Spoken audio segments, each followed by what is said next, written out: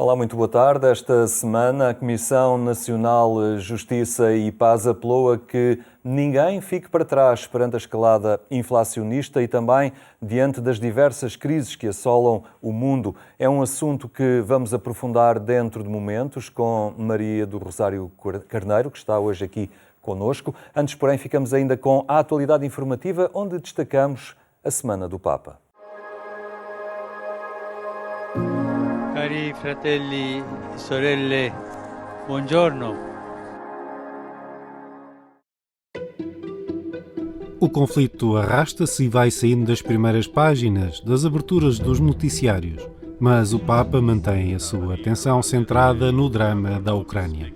Vicino anche alla martoriata popolazione ucraina, colpita ogni giorno da una pioggia di missili. Come si fa a non capire che la guerra crea solo distruzione e morte, allontanando i popoli, uccidendo la verità e il dialogo?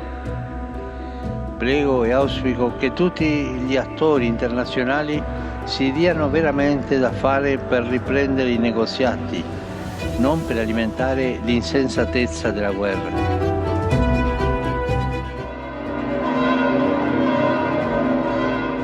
A muito aguardada viagem do Papa ao Canadá vai começar no próximo domingo.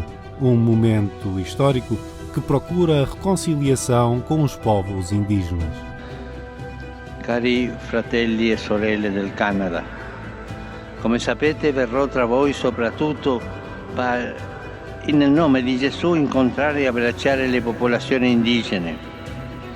Purtroppo in Canada molti cristiani, compresi alcuni membri di istituti religiosi, hanno contribuito alle politiche di assimilazione culturale che in passato hanno gravemente danneggiato in diversi modi le comunità native. Per questo recentemente ho ricevuto in Vaticano alcuni gruppi rappresentanti dei popoli indigeni ai quali ho manifestato il mio dolore e la mia solidarietà per il male che hanno subito.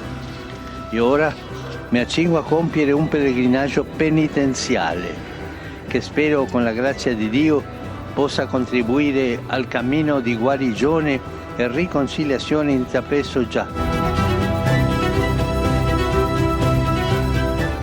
Também no próximo domingo, a Igreja Católica assinala a segunda edição do Dia Mundial dos Avós e Idosos, com o tema Dão fruto mesmo na velhice.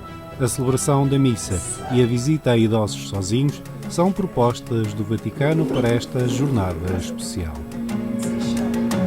Per i nonni una parte importante della loro vocazione è sostenere i figli nell'educazione dei bambini.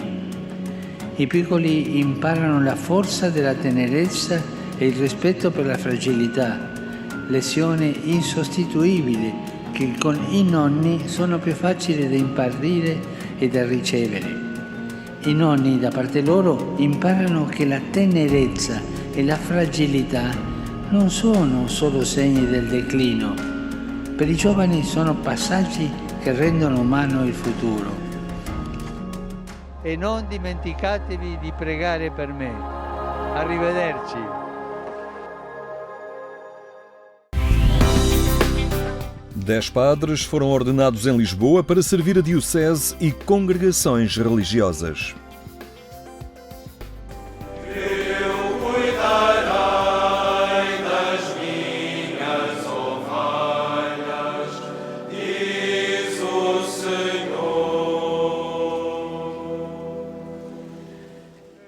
São 5 histórias com muitos capítulos em comum, mas o principal aconteceu no Mosteiro dos Jerónimos, em Lisboa, no primeiro domingo de julho de 2022. Foi aí que 5 homens iniciaram uma nova etapa nas suas vidas e expressaram a disponibilidade para servir as comunidades paroquiais.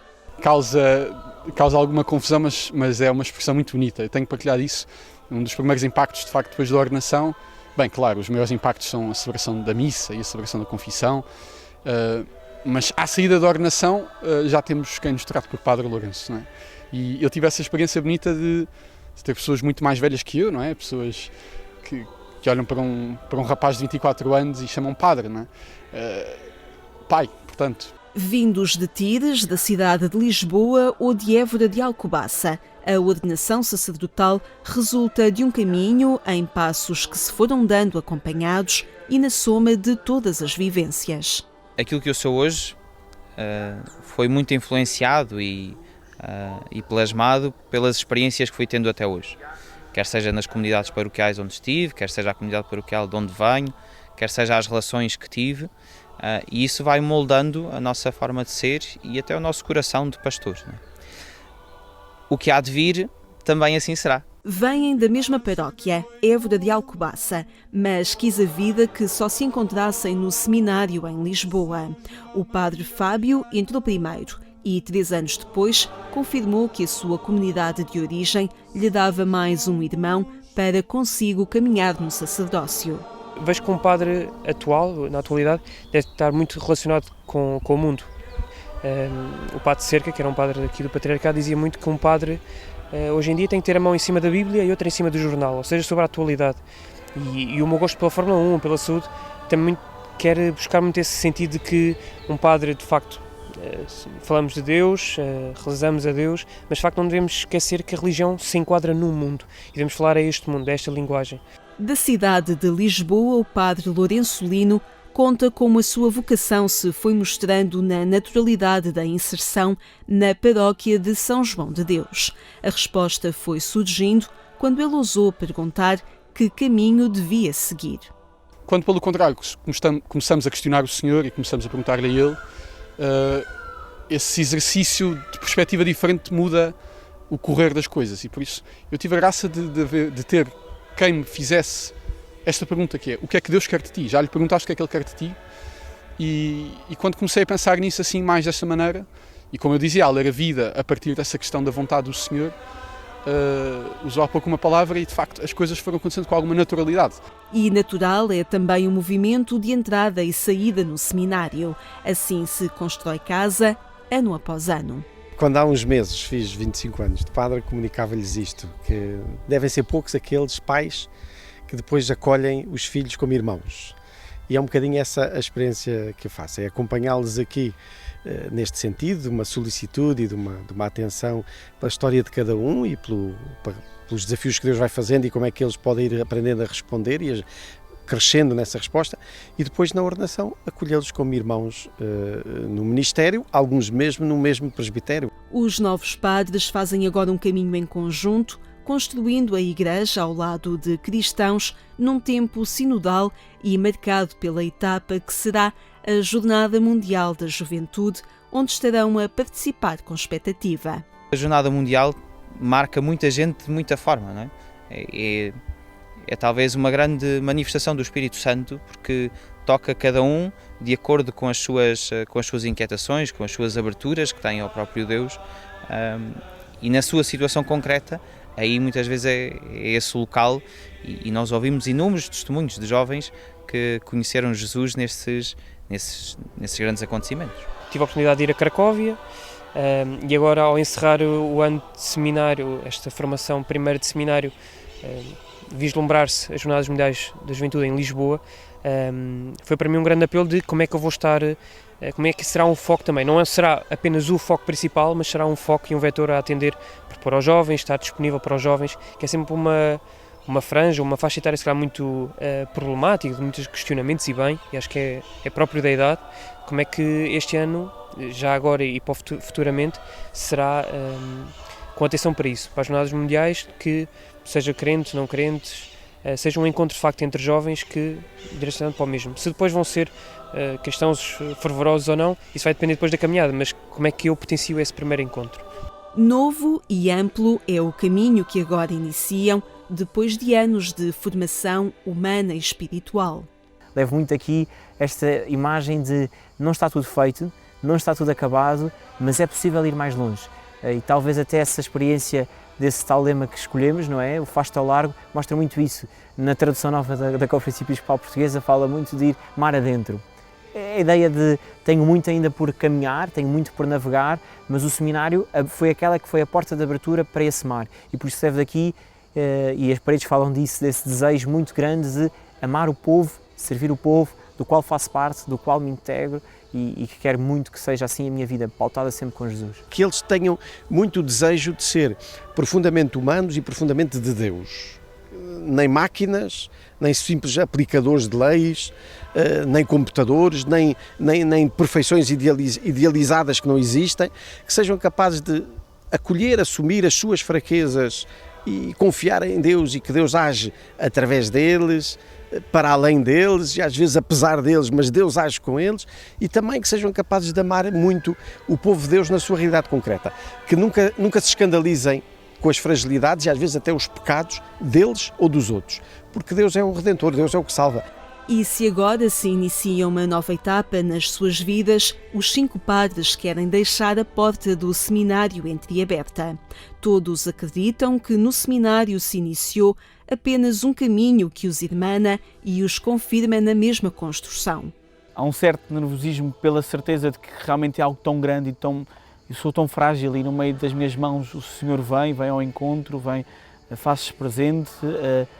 O poder que eu tenho de Deus nas minhas mãos é impressionante, mas por outro lado uma alegria gigante porque é isto que eu quero para a minha vida, é a certeza, e isso torna ainda mais claro depois de ser ordenado, é a certeza de que realmente eu quero ser este instrumento de Jesus para a Igreja e para o mundo. É muito, muito bonito e entusiasmante e há de me ajudar a abrir os olhos para isto.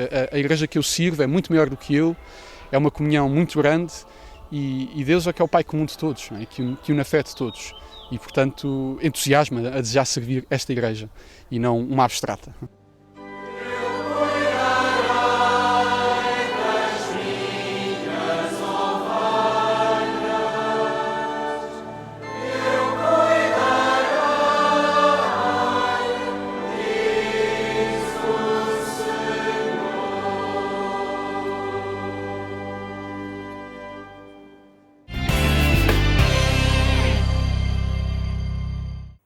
Estes são temas da atualidade que pode acompanhar em agência.eclesia.pt. Agora olhamos o agravamento das condições económicas e a instabilidade gerada por crises que nos marcam os dias.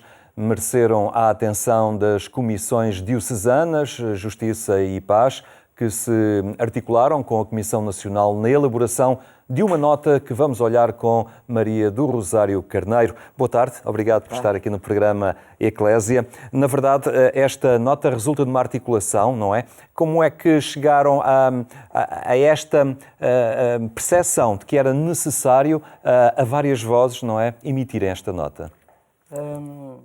É a situação, é o agravamento da situação. E à Comissão Nacional pareceu que seria adequado reunir-se com as comissões diocesanas no sentido de ser uma voz mais alargada, mais consolidada e que veiculasse sobretudo aquilo que é um dos aspectos que nós tentamos um pouco refletir na nota, que é o da proximidade. As comissões diocesanas trabalham no terreno da proximidade e, portanto, para também estar aqui vertido esta percepção da necessidade que uma intervenção que seja mais eficaz, que seja mais versátil e, como nós propomos, ágil e criativa, tem de ser de proximidade. E a percepção neste momento é que há pessoas a ficarem para trás. Sempre houve, infelizmente, não é? Nos últimos anos nós temos visto o agravamento das pessoas a ficarem para trás, quer pelo aumento do número de pobres em Portugal. Infelizmente, todos os anos os relatórios relativos à situação da pobreza e de pessoas em risco de pobreza têm vindo a aumentar, e também dos níveis de desigualdade. Continuamos com níveis de desigualdade escandalosos, diria eu, refletindo uma assimetria de tal forma grande na distribuição dos bens na sociedade que é inevitável que o número de pobres aumente. Com o surgimento desta catadupa de crises que nos está a deixar completamente estupefactos e quase que impotentes como reagir a tanta coisa que de forma negativa vai afetando as nossas vidas. E num passado muito recente, eu diria nos últimos 3 anos, então tem sido avassalador e, como diz o Papa na proposta na sua nota para o Dia Mundial dos Pobres, que vai ser celebrado em novembro deste ano, de facto, saímos de uma pandemia, estamos numa guerra e eu acrescento, agora em Portugal estamos neste mar imenso de fogos. E os acidentes e as tragédias afetam sempre quem tem menos. Afetam igualmente todos, mas a repercussão, os efeitos são sempre mais graves em quem tem menos, porque tem menos recursos, tem menos capacidade para se poder defender. Por isso, nesta nota, apelam a uma intervenção política integradora. É um desafio que fazem, obviamente, ao Governo, ao Estado, mas num esforço que envolve todos. Não é? Envolve todos. A pandemia, e agora os fogos, de outra forma, a pandemia ensinou-nos uma coisa extraordinária. A força da intervenção local, a força da presença local e como foi vital a forma ágil como as autarquias se organizaram para atender à diversidade de situações que em cada comunidade se estava a verificar. Uma política global, é universal, é para todos, naturalmente, e tem que assentar em critérios, obviamente, porque sem esses critérios também não há avaliação nem há justiça na aplicação. Só que estes critérios, por vezes, são cegos da diversidade das situações. E a proximidade permite retirar alguma da cegueira. Eu não vou dizer porque há sempre cegueira na análise dos problemas, mas a proximidade permite o conhecimento das situações, das pessoas, quase que diria das caras das pessoas, das vozes das pessoas, e de perceber aquilo que elas de facto necessitam. No fundo, há aqui sempre uma dicotomia entre o que é realmente sentido e o que é de facto sentido. É a percepção verdadeira e a que é sentida. Temos que fazer aqui um ajuste, não é? Porque, para além desta percepção, há uma outra necessidade também, é muito clara e que é apelada aqui, é que não seja só a intervenção de quem tem os meios e os recursos. A intervenção tem que envolver todos.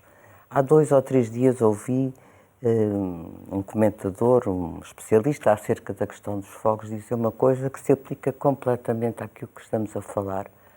Para que o combate seja eficaz, a prevenção e o combate, as populações têm que estar envolvidas. É aquilo que nós propomos aqui, que as populações, os destinatários da intervenção do Estado, a qualquer nível que seja, e mesmo da sociedade civil nas suas múltiplas formas organizadas, que envolva as pessoas a quem se destina. Se as pessoas não são também, elas próprias, autoras do seu futuro, desinteressam-se, são meros destinatários, têm que se conformar com aquilo que lhes é dado e não é isso que se pretende. Assim as pessoas vão ficando para trás. Pede-se um incremento da função solidária de cada um, não é aquilo que cabe? Pede-se um incremento da função solidária de cada um e pede-se o reconhecimento das capacidades e das sinergias que cada um tem nos vários níveis, quer a pessoa individual, quer as organizações da sociedade civil. Mas isto, evidentemente, para ser eficaz, tem que ser integrado. Por isso nós utilizamos o termo integradora, porque os recursos são finitos. Em Portugal são mais finitos do que noutros países. E por isso tem que haver aqui alguma versatilidade na utilização destes recursos, que só poderão ser mais eficazes e só poderão chegar mais produtivamente às pessoas se houver esta integração envolvente. Porque desculpe só acrescentar isto. Força. Porque se as pessoas não são envolvidas, elas também não são capacitadas. Claro. E a capacidade que elas próprias têm para promover o seu desenvolvimento não ocorre. E assim, naturalmente, vão ficar cada vez mais para trás. E isso não pode acontecer. A Comissão Nacional de Justiça e Paz é este observatório atento à realidade do nosso país, mas falo também através das comissões diocesanas e a prova disso é esta nota articulada com diversas comissões diocesanas. É importante esta articulação permanente que se faz com quem está no terreno, nas dioceses, há esta partilha contínua também, nesta escuta, esta observação que se vai fazendo e esta escuta que se faz para que depois estas notas, estes pedidos de intervenção também sejam certeiros, não é? E o mais, é fundamental. Trata-se de praticar aquilo a que se apela, não é? A nossa matriz é comum a todas as comissões nacionais e diocesanas. Nós somos mandatados em nome da justiça e da paz. Este é o mandato de todas as comissões a qualquer nível que se situam. Agora, para que possamos trabalhar em articulação e, sobretudo, para que haja esta percepção do real, se nós não nos articulamos com quem está no local, na comunidade, fazemos um pouco aquilo que nós acusamos outros de fazerem, que é de estar um bocadinho na estratosfera, não é? Portanto, é necessário articularmos, porque nesta reunião, que foi riquíssima, a percepção do concreto e do específico, da necessidade, que era diverso em cada diocese, a diversidade do que era sinalizado, permitiu esta nota global, porque ela simboliza o que é necessário a nível do diverso, porque os grupos humanos são diversos, os deficientes, as minorias étnicas, as crianças, os velhos, e depois também são diversas as necessidades que as várias entidades da sociedade civil que no local trabalham também têm. E aqui não se trata tanto de dizer que o Estado tem que contribuir para que o Estado tem que permitir que elas trabalhem no terreno e tem que complementar também, se for necessário, subsidiariamente a capacidade de funcionamento partilhar competências também. Partilhar competências e partilhar claramente competências com as autarquias no campo da análise das problemáticas que concretamente se vão situando. Porque uma visão global de cima exclui. Claro. Maria do Rosário Carneiro, muito obrigado por esta partilha e continuaremos certamente atentos às intervenções da Comissão de Justiça e Paz. Obrigado. Ficamos por aqui. Obrigado pela sua atenção. Resta desejar uma boa tarde e até amanhã, se Deus quiser.